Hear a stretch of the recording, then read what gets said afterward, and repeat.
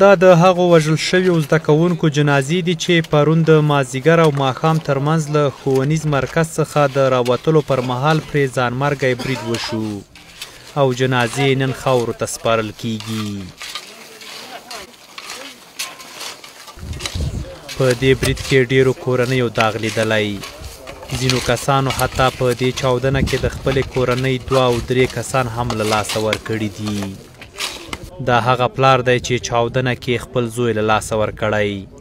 د خبرو توان نه لري خو دومره وایي چې حکومت د خلکو امنیت نشي نیولی او له همدې امله دوی وروسته له دې ښوونیزو مرکزونو ته د خپلو اولادونو له استولو څخه ویره لري.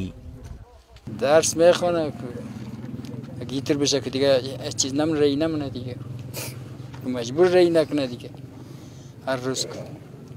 هر روز میول هر روز.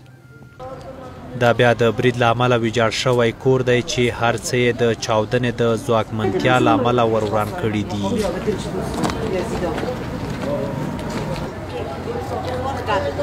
دا میرمن یوازې په دې کور کې وه.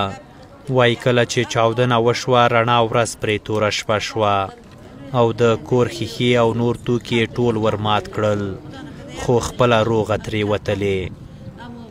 د چاودنې د ډیر شدت له امله په 1 کیلومتری کې هم خلکو ته مالی زیانونه اوښتي دي.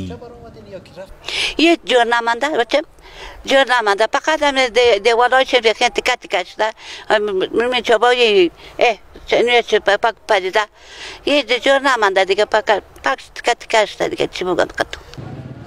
دا د کوثر دانش ښوونیز مرکز ته تللې کوڅه ده. د 14مې حوزې اړوند پل خشک سیمه کې کله چې برید کوونکي غوښتل د کورس ته ننوځي خو په دې کوڅه کې د ده راتګ سره دلته امنیتي سرتیري په دې کس پوهېږي چې دا مشکوک کس ده.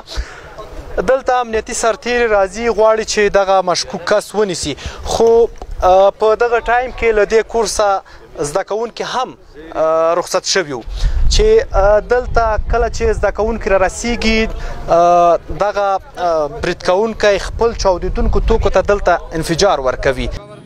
د کوثر دانش ښوونیز مرکز زده کوونکي وایي چې یاد ښوونیز مرکز ته د بیک او دست کول په راوړلو بندیز لګېدلی و خو وایي چې برید کوونکی له بیک سره کوڅې ته دننه شوی چې د ساتونکو پرې پام شوی. گاردی که اونجا بوده میبینه که نفر با بایک خود داخل کوچه شد. باز برای گارد دوم مخابره میده که نفر مشکوک است. گارد دوم از اون قسمت میپرایه اینجا میرسم نفر مهاجم وقتی که متوجه میشه که تیم امنیتی متوجه نشده میخواد مرا بزنه باز اینجا خود منفجر میسازه. امو دقیقه ثانیه بر آمدم در کوچه این کوچه بند است دیدم که اون از امو سر تا این امی آخره امی یک تکه امی تو شهید افتاده بود.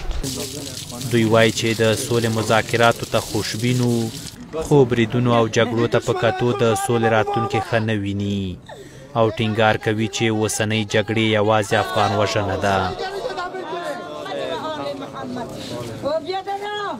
چی حالت برو به خانه های مردم خونت به خانه هایشان داشته های ما را سعی تو شهاده های ما را تا بکی گله دادیم از پاکستان و ایران که گفتم من مسلمانم دستین خود من مسلمانم یکی مسلمان بودن یک مسلمان بودن این رقم نیست که د افغانستان آتش در داده پاکم نکنه. کوثر دانش هغه کورس ده چې برید کوونکي غوښتل دغه کورس ته ننوځي خو هدف ته تر رسېدو مخکې خپلو توکو ته انفجار ورکړ. دلته د شمسیې انځور هم لیدل کیږي. شمسیه هغه نجلۍ ده چې په کانکور کې د 353 په نمرو ترلاسه کولو سره لومړی مقام ترلاسه کړی و. شمسیه له همدې کورس نه فارغه شوې وه. په برید کې ټپیان شوي زده کوونکي د کابل بېلابېلو روغتونونو ته انتقال شوي دي خو د کابل په لویدیځ علیجناه روغتون ډاکټران وایي چې دوی ته له یادې چاودنې 10 وژل شوي او 40 تنه ټپیان وروړل شوي چې د ټپیانو روغتیایي وضعیت د ډاډ وړ دی. د کابل دشتي برچي کې پر ښوونیز مرکز د دغه برید د مبهموالي په تړاو هم شکونه او اندېښنې ډېرې شوي دي. د حزب اسلامي مشر وویل چې دا برید داعش نه دی کړی بلکې د سولې پروسې د تخریبونکو کار دی.